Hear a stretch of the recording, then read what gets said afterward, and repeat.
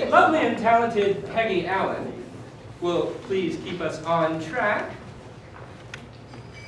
we are going to begin where Caltech play readers began, at the beginning of Caltech play readers.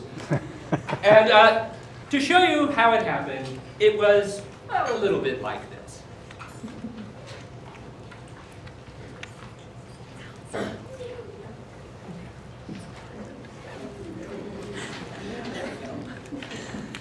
The year was 1951. Caltech, established in 1891, had been growing and thriving for 60 years. Achieving preeminence in the scientific community. Caltech physicist Carl Anderson discovered proof of antimatter. Linus Pauling determined the nature of the chemical bond. The Richter scale was developed. And Theodore von Karman's experiments paved the way for the Jet Propulsion Laboratory. All this, however, was mere child's play, for in 1951, Caltech achieved a real milestone. Something truly important. Because in 1951, the Caltech Play Readers was officially formed. The inauguration of the Play Readers featured a classic American play, although at the time it was hardly a classic, having been written only 7 years prior. Tennessee Williams' The Glass Menagerie. But how did it all begin? What is the history of the Play Readers? Well, for that, we need to look back even a few years further. Back. The president of Caltech. Lee Dubridge. And his wife. Doris Dubridge. New arrivals to Caltech, Jesse Greenstein and his wife. Naomi Greenstein. Naomi, would you care to join me for tea? Thank you, that would be lovely. I'm so glad you could come over. Sometimes it seems so difficult to meet other ladies here at Caltech. I understand you have some experience in the theater. I was production manager for a theater in Wisconsin, and I've worked with the Pasadena Playhouse setting up scholarship students to work at the theater for room and board. Oh, that's wonderful. At MIT, we had a play reading group that would get together, and it helped people get acquainted. Do you think perhaps a play reading group at Caltech could work the same way? It's possible, Wonderful. but not likely.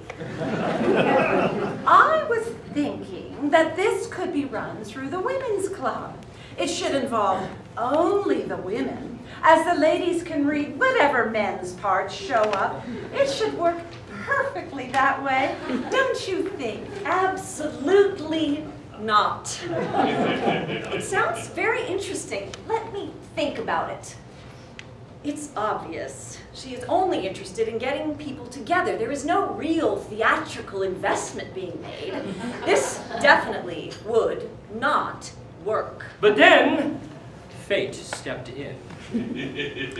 Naomi attended the Pasadena Civic Auditorium's legendary play reading production featuring Charles Lawton And Charles Boyer.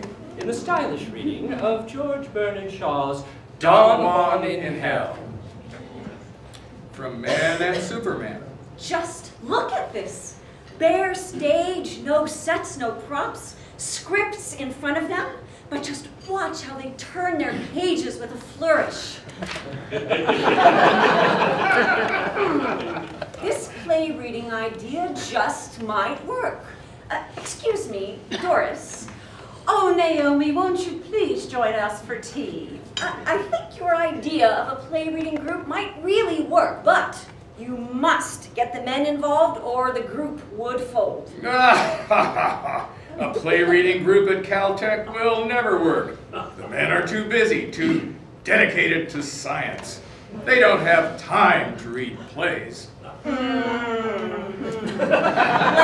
give it a try. Won't last 6 months. Our first reading was a one-act. It was at somebody's house. I read a part. I don't mean to toot my own horn, but I was wonderful. She wasn't very good. Everything worked perfectly. It worked well enough that we continued.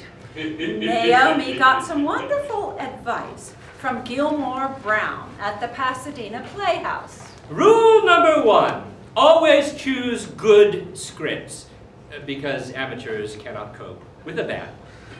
Rule number 2, never have them perform any action,